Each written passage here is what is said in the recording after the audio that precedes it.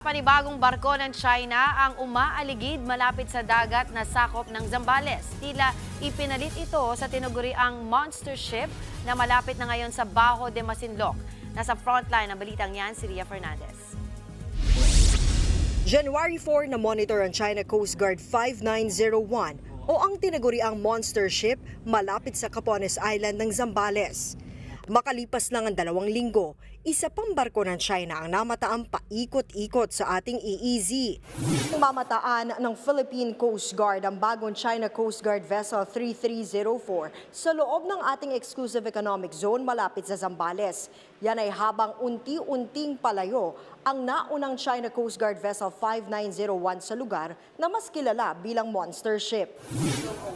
Ayon sa Philippine Coast Guard, 111 meters ang haba nito, mas maliit kumpara sa monster ship. Pero di hamak na mas malaki pa rin kumpara sa ating BRP Gabriela Silang na 83 metro lang. Agad kinwestiyon ng PCG ang iligal na pag-aligid ng isa pang barko ng China. Sa isang radio challenge, makailang ulit pinaalis ng ating Coast Guard ang naturang foreign vessel. You do not possess any legal authority to patrol inside the Philippines exclusive economic zone.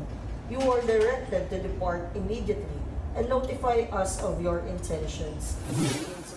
Pero tulad ng dati, nagmatigas ang China. This is China Coast Guard 3304, patrolling in the sea area under the jurisdiction of People's Republic of China. Please do not interfere. Hindi pa malinaw kung bakit pinalitan ng CCG 3304 ang monster ship. Pero patuloy ang pagmamanman ng PCG sa mga ito, lalo't hindi naman umalis ng EEZ ang monster ship na malapit na ngayon sa Bajo de Masinloc. It might have something to do with operational requirements or something.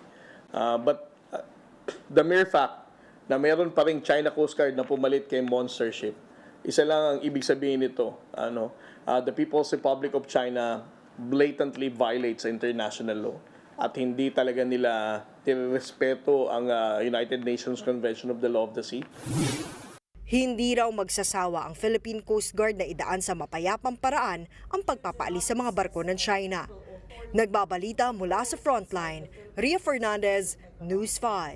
Mga kapatid, Dimples Romana po, kumpletuhin ang inyong umaga ng mga kwentong puno ng inspirasyon. Salubungin po ang bawat araw ng may ngiti at pag-asa. Kaya't mag-subscribe na po at mag-follow na sa aming social media pages ng News 5.